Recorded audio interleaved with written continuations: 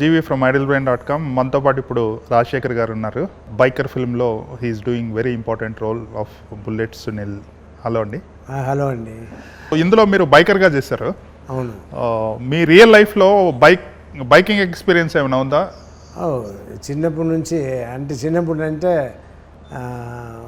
First year medicine నుంచి. అంతకుముందు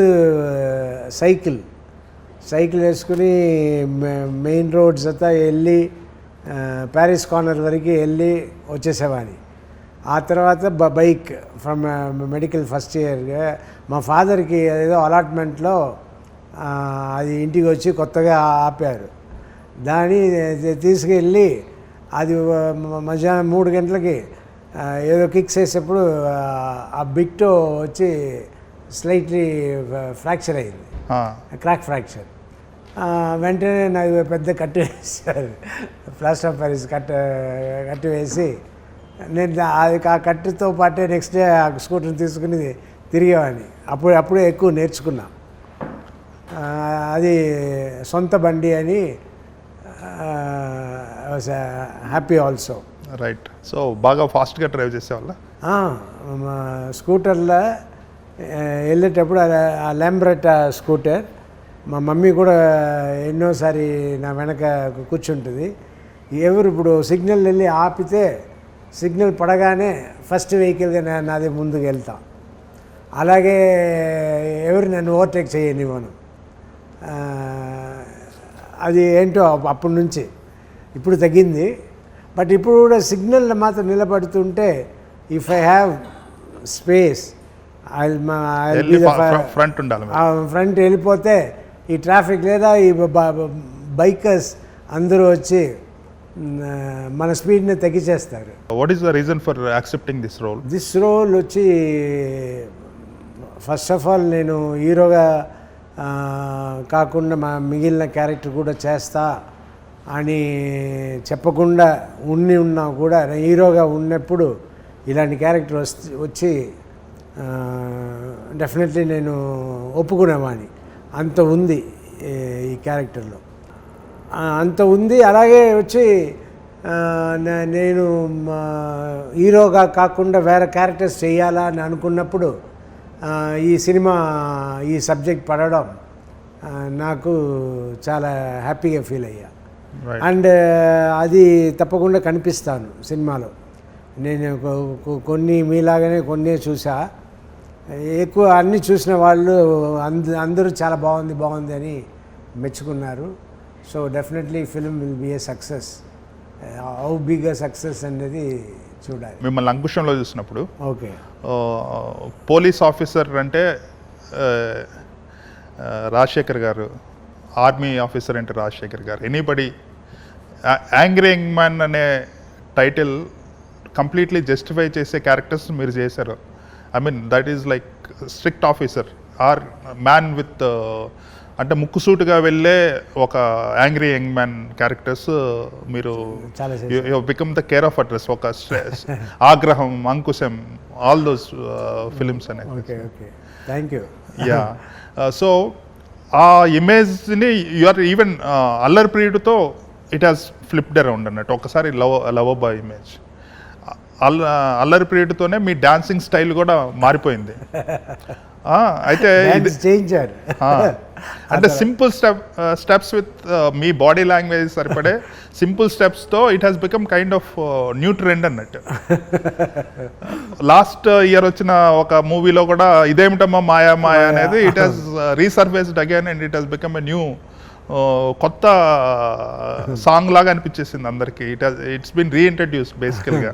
so first time మీరు అది చూసినప్పుడు ఎలా ఫీల్ అయ్యారు and what is your response to it? ఇప్పుడు ఆఫ్టర్ లాంగ్ టైం నేను డాన్స్ చేసిన ఒక పాటను తీసుకొచ్చి ఇలా ఫేమస్ చేశారే in a very positive way. Yes. Kiran అబ్బోర్తో మాట్లాడుకున్నాం ఫోన్లో. I thanked him also for doing this much and I was very happy. And నా డ్యాన్స్ గురించి అందరూ తక్కువ మాట్లాడతారే, ఇది చూసి పర్వాలేదు అనుకుంటారు కదా అని అనుకున్నా. whenever choreography is composed in such a way that it suits your body language, it is always beautiful. yes, yes, yes. Yeah so మీరు కెరీర్ని చూసుకుంటే ఇట్లా ప్రాబబ్లీ 3 phases-లో ఉంది.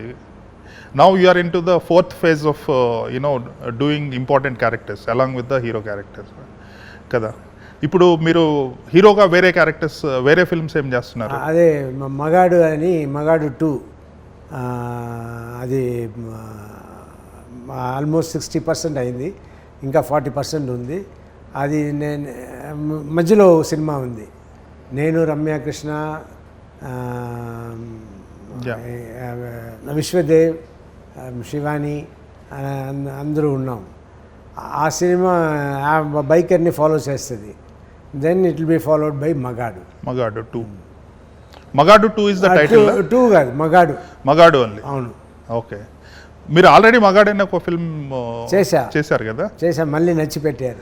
పవన్ సాధినేని ఆయన నచ్చిపెట్టారు. యా, కన్ఫ్యూజన్ ఉంటుందా? కానీ ఇప్పుడు మర్చిపోయి ఉంటారు. మా తెలిసిన వాళ్ళు గుర్తుపెట్టుకొచ్చి చూస్తారు, తెలియని వాళ్ళు మగాడు టైటిల్ బాగుంది కదా అని వస్తారు. Yeah, that is good. Both of you are an actors, husband and wife. మీ పిల్లలు కూడా యాక్టర్స్ అయ్యారు. సో సినిమాలో కూడా కొడుకుని గైడ్ చేసే క్యారెక్టర్ మీది. రియల్ లైఫ్లో మీ గైడెన్స్ ఎలా ఉంటుంది? నన్ను వాళ్ళు ముగ్గురు కలిసి గైడ్ చేస్తారు.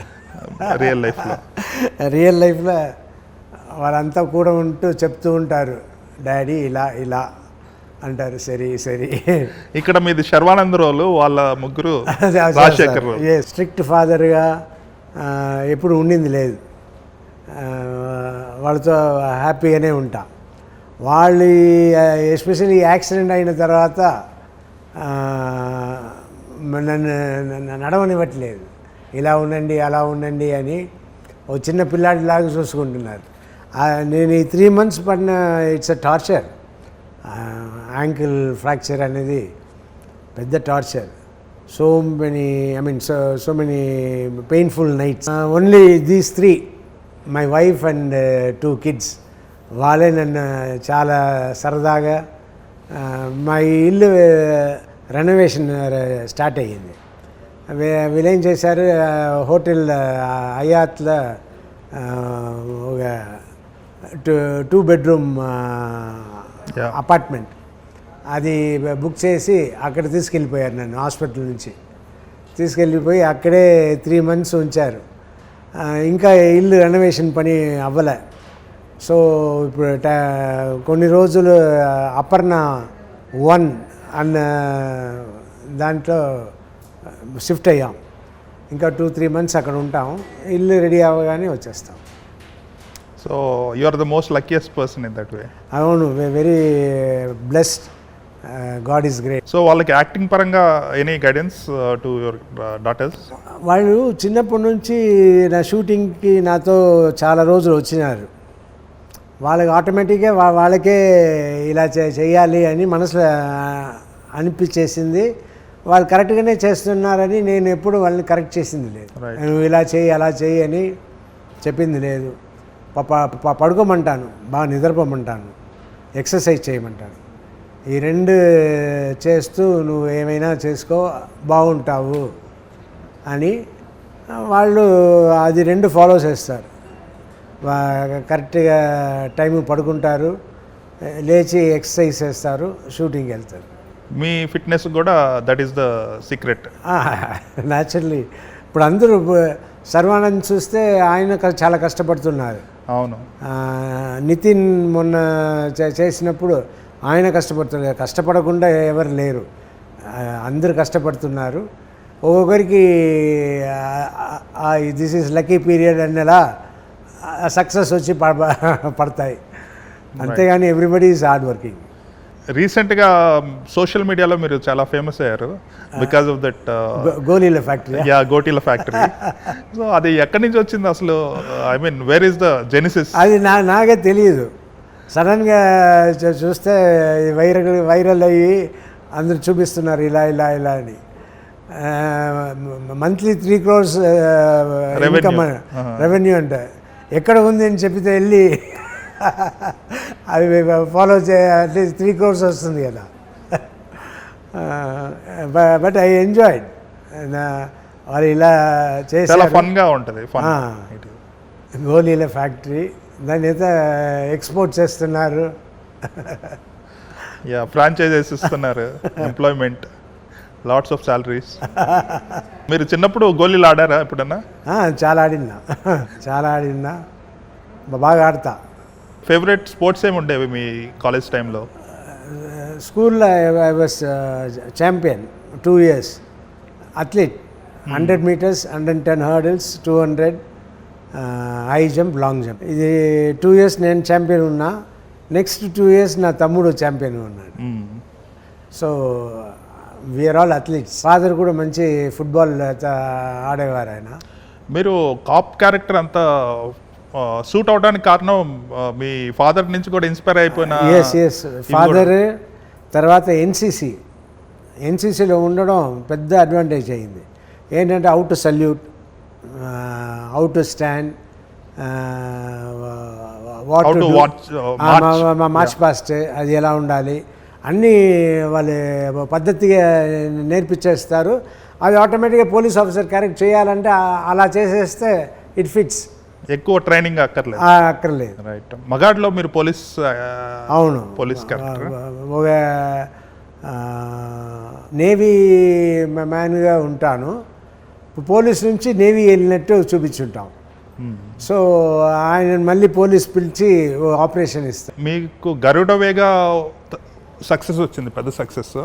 బట్ తర్వాత అంత ఫాలోఅప్ కాలేదు. కల్కి was good subject but somehow misfire అయింది. అది రెండే మంచి సబ్జెక్ట్ వచ్చింది. ఆ తర్వాత రాలే. ఇప్పుడు ఈ బైకర్, మగాడు, అనదర్ సబ్జెక్ట్. అది మీరు ఇప్పుడు అల్లరి ప్రియుడు లాగా హ్యాపీగా ఉన్న సబ్జెక్ట్ ఒకటి. ఇది మేమే నవ్వుకుంటూ ఉన్నాము. బాగా వస్తుంది. Next different films. అంటే మీరు ఇంత బిజీగా ఉన్నారు కదా, how do you handle the gaps in between? అంటే మీ కెరీర్లో అప్పుడప్పుడు 1 or 2 years గ్యాప్స్ వచ్చినాయి. సో మీరు how do you handle that, అంటే not able to work for the film అనే ఆస్పెక్ట్? అప్పుడు ఒక లగ్జరీ జైల్లో ఉన్నట్టు ఉంటుంది పని లేనప్పుడు. కానీ కరెక్ట్గా వెళ్ళి ఎక్సర్సైజ్ చేస్తా. ఎప్పుడు రిగ్రెట్ అయింది లేదు. మళ్ళీ మంచి సినిమాలు చూస్తాను, సబ్జెక్ట్ డిస్కషన్లో అంతా పాల్గొంటాము. అంతేగాని నెవర్ రిగ్రెట్ అయ్యో అని భయపడింది లేదు. నాకు ఒక ఆమె ఎంబీబీఎస్ డాక్టర్, ఏదైనా మనం చేసుకోవచ్చు అన్న ఒక కాన్ఫిడెన్స్ బిగినింగ్ నుంచే ఉండింది. అది ఇప్పుడు కూడా ఉంటుంది. సో బట్ ఒకరు చెప్పిందే నాకు గుర్తు. ఆస్ట్రియాలో ఇక్కడ షూటింగ్ చేస్తున్నాము. అక్కడ ఫోటోగ్రాఫర్ రాలేదని లోకల్ ఫోటోగ్రాఫర్ని తీసుకొచ్చి ఉన్నారు. వస్తే నా గురించి అడిగేసి, ఓ డాక్టర్ అండ్ యాక్టరా అనేసి ఏమేమి సినిమాలు చేస్తున్నా అంటే నేను వరుసగా చెప్తున్నా. 1.5 years అగైడ్గా నాకు సినిమాలు ఉండింది.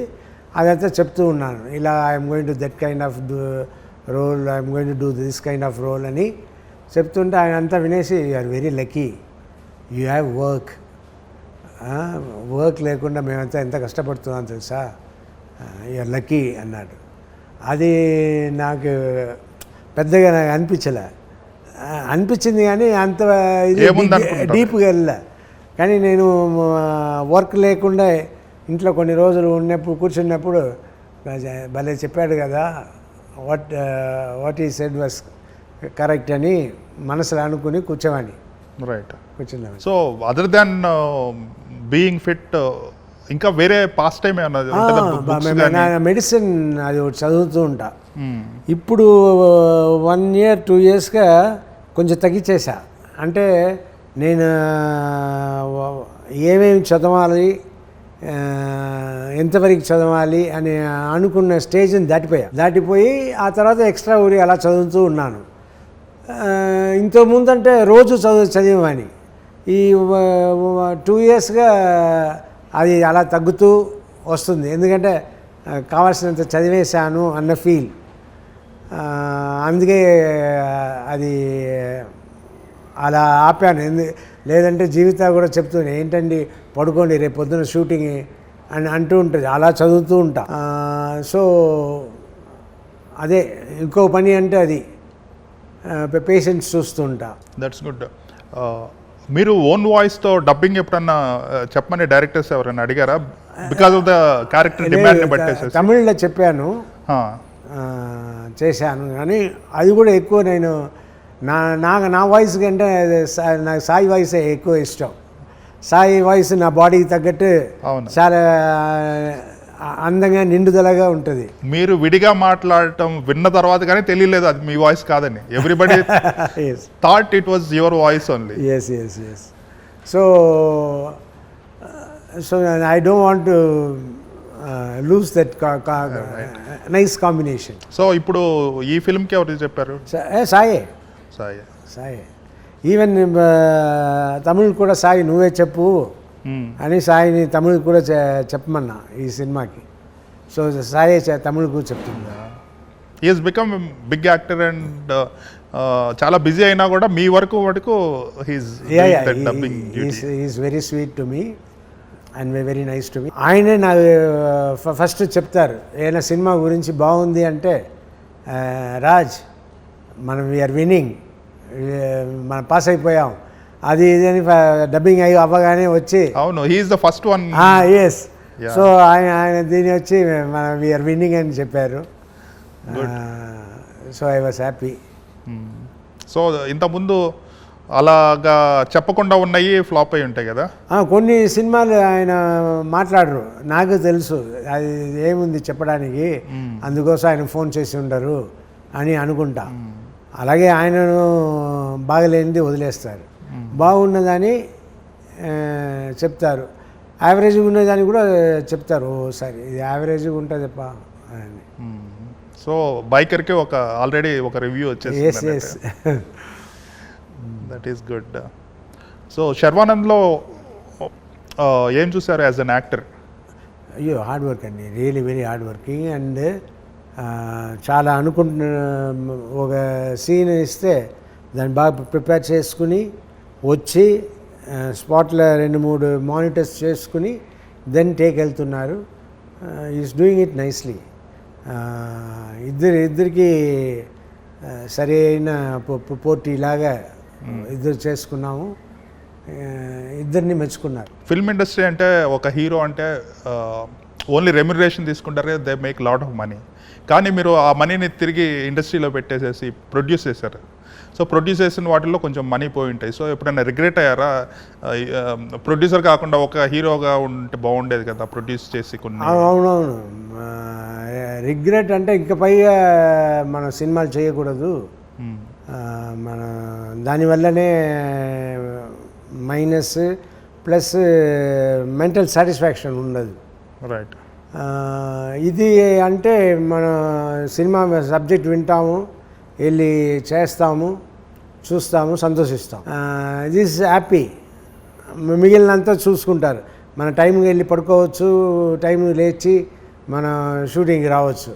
So no problem. ప్రొడ్యూసర్ ఉంటే ఆల్ కైండ్ ఆఫ్ హెడేక్స్. అది కావాలని చేయలేదు కానీ కొన్ని నో అదర్ గో అన్న టైంలో మనం హెల్ప్ చేసి, కానీ మా మంచితనానికే ఎక్కువ డబ్బు పోగొట్టుకున్నాం. సో ఇప్పుడు బైకర్ 3rd రిలీజ్ అవుతుంది, తర్వాత 2 more films are there.